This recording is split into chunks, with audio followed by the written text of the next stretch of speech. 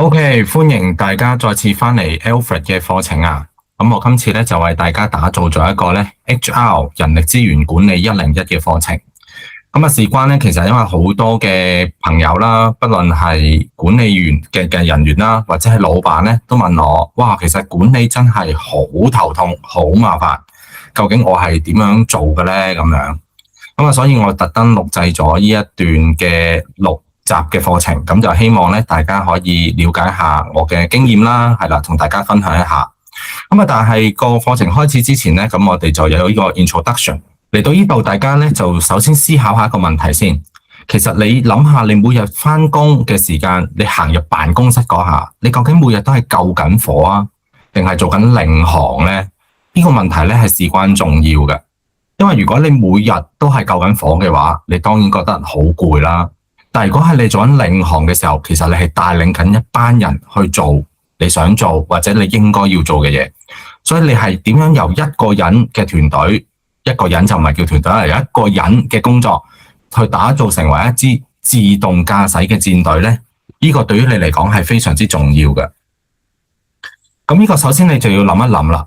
其實人力資源喺你個腦海裏邊，究竟係一啲咩嘅事件呢？喺過去傳統嘅人事管理咧，我哋通常會叫啲叫人事部啊。咁咧喺呢個情況底下咧，其實我哋好多時我哋定義人力咧，就係一個成本嘅支出嚟嘅。因為佢哋好多時佢哋做嘅工作咧，其實好似冇乜價值咁樣，不過就係要做咯。譬如去睇住唔同同事嘅出勤記錄啊，譬如佢哋去記錄唔同人嘅出糧記錄啊，處理合約啊等等。咁啊，其實個目標咧就好似只係維持公司每一個人嘅運作，等佢哋唔好出錯嚇，做好公司要做嘅嘢，咁就係佢哋要處理嘅事宜啦。咁呢個係過去嘅一個諗法方式。比較現代啲咧，就係其實真係現代嘅人力資源管理，其實就係講緊人。其實已經唔係成本啦，佢個資本，資本其實係投資嚟嘅，即係你喺一個人身上，你投資咗錢啦，去建立佢哋啦。當佢哋建立嘅時候，其實佢哋同時間都係會建立緊公司，所以佢哋做得好嘅時候，公司亦都會做得好。佢哋人再唔係一個負擔，佢個燃料啊，咁啊佢可以帶領公司一路去行，亦都向住你同團隊一路建立嘅方向去行。咁呢個就係人力資源管理現代嘅一個睇法。再睇睇呢個圖，其實好現實嘅，中間嗰個就係你啦。你係一個老闆，你係一個管理者。哇！你每日一個英雄主義，咁其實你每日咧，其實係處理好多唔同流程啊、客戶啊、搵生意啊、處理唔同人啊嘅事件。其實你就得一對手嘅啫。咁啊，事實上你可以做到幾多嘢咧？人一日就得7個鐘頭、8個鐘頭返工。你做晒你都係24小時，一個月有30日、31日，咁其實你係有極限嘅。咁所以如果你唔可以將你嘅人力資源變做規模化，係一個管理模式嘅情況底下去做咧，其實就非常之困難。咁但係你會話啊，咁我點樣做啊？其實基本上我哋會睇2個方向嘅，一個係講緊理性嘅框架，即係我哋平時所講嘅什麼 SOP 啊。規範流程啊，睇佢效率，呢啲係比較硬件嘅嘢嚟嘅，亦都係等同於就係同時佢係咪有某一啲嘅方面嘅專長技能，譬如佢有冇啲牌照啊，佢做嗰個工作係咪有經驗啊等等，呢啲咧係一啲理性嘅骨架，佢必須要擁有嘅嚇，因為你譬如我哋去做工程咁樣，咁必須要對可能香港嘅一啲工程法例係熟悉啊等等呢一個部分一啲比較硬件嘅嘢咯，但係與此同時，我哋唔係淨係得硬嘅，我哋一啲感性嘅嚇，呢度 PowerPoint 上面講到感性嘅靈魂啊，其實即係講緊咩咧？人與人嘅關係，我哋會注重人情味啦。其實更加強調咧就係啲企業文化嘅嘢。其實兩者咧缺一不可嘅，因為有文化，我哋先至知道哦。其實我哋團隊裏邊係想擁有乜嘢嘅人，我哋先至有一個共同嘅方向咧，去一路為我哋企業去行落去。有一個基本呢一個文化框架咧。其實同事做嘅嘢基本上唔會脫離得太遠，或者譬如果我哋係一個服務性嘅行業嘅，咁我哋基本上請嘅同事咧，我哋係唔會容許或者佢係唔會去做好多對客唔禮貌啊嘅事件啊，因為所有嘢都係由文化出發，咁所以喺一家機構裏邊，一個唔同嘅人咧，佢需要有理性嘅框架，即係佢自己究竟有乜嘢嘅 capability， 同時間公司亦都同佢哋需要有人情味、有文化建立，兩者融合咧，其實先至可以確保個企業係持續增長嘅。咁要做嘅時候咧，有4樣嘢我哋必須要做啦。人力資源講4樣，第一就係招聘，我哋點樣去選擇啱嘅同事、志同道合嘅同事。第二，我哋點樣去培育、培訓佢哋。今日好老實講，就係佢入到嚟，其實佢都係一張白紙，佢唔知你個機構裏邊文化係點樣，或者佢唔知你嘅要求係點樣。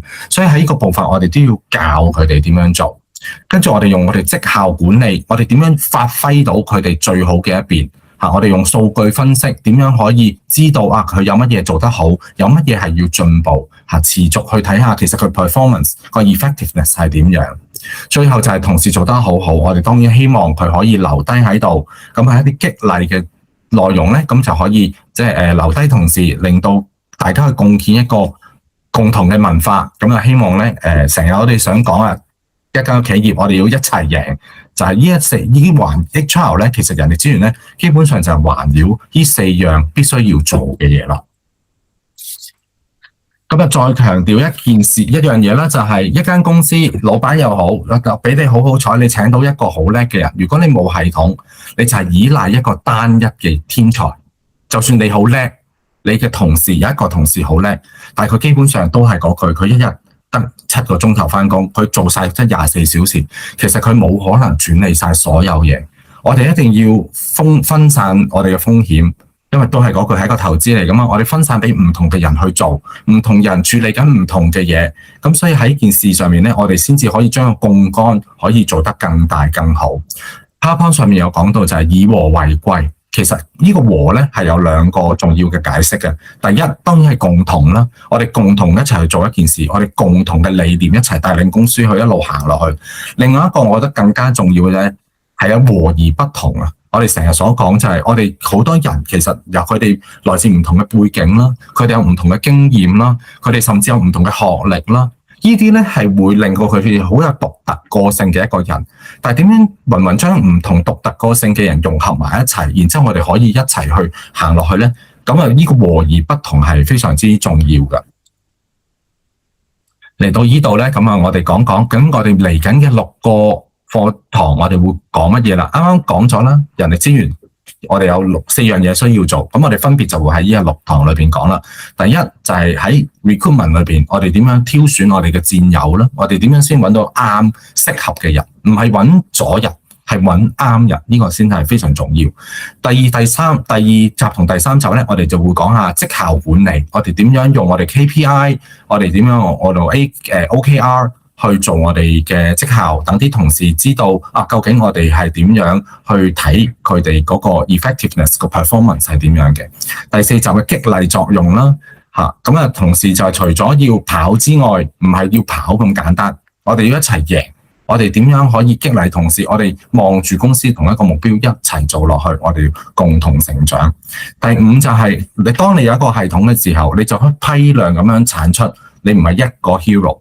你會成為唔同嘅 hero， 當然唔同嘅 hero， 唔同嘅英雄，佢可能唔同嘅範疇，佢可以帶領佢嘅團隊啦。譬如一個 operation 嘅團隊嗰度有一個英雄，佢再帶領唔同各自領域嘅英雄去做。finance 亦都係可以有一個英雄帶領住唔同，即係每一個人、每一個機構裏邊唔同嘅崗位，其實佢都係正正發揮住佢應有嗰個功能同作用。每一個人都係英雄，至少喺佢自己要負責嘅範圍或者 task 裏邊，佢係做得最好，佢係嗰個部分嘅 hero 先至得。而去到第6集亦都係最後一集，呢個事關重要。啱啱所講到嗰5集都係點樣去培育，點樣去帶領我哋嘅員工。其實最重要一樣嘢就係你自己，你作為一個 leaders， 你嘅進化係點樣呢？呢個係非常之重要，因為所有嘅公司發展或者係公司究竟點樣帶領團隊，呢個都係個管理者嘅 mindset 嘅問題。我哋點樣去調整，我哋點樣令到我哋 mindset 不停嘅進步，先至會令到我哋嘅團隊係做得更好。因為我哋要 keep 住持續咁樣俾一個正確嘅方向佢哋。所以做管理其實點樣會做得舒服啲，就係唔係自己做，我哋又管人呢個瑣碎嘅事，我哋要抽身出嚟，我哋要將佢變成一個育才嘅策略，我哋點樣可以 develop 去 training 我哋嘅同事，令到佢哋配合或者係貢獻喺公司嘅文化框架裏邊，從而令到機構做得更好。所以老土都係嗰句，管理唔係為咗束縛人，佢係為咗成就我哋嘅同事，成就我哋企業裏邊每一個人。因為一個人咧，雖然佢跑得好快，但係要建立一個系統，你先至可以擁有一班人。一班人佢會跑得快之外，佢仲可以跑得遠。因為每一個人接力咁樣去做，咁你個持續性一定係比一個人係做得更好。所以參與我哋嘅課程，下一集我哋可以了解一下我哋點樣可以揾我哋適當。咁下一集我哋會喺邊度出現呢？其實嚟緊嗰6集咧，我已經將佢 upload 咗上去我哋創研社裏邊嘅教育平台。咁所以如果你有興趣，你都好想知道究竟你點樣可以運用呢6集去建立你嘅人力資源管理團隊，你就必須要登入我哋創研社嘅網站，千祈唔好錯過。我哋下集見。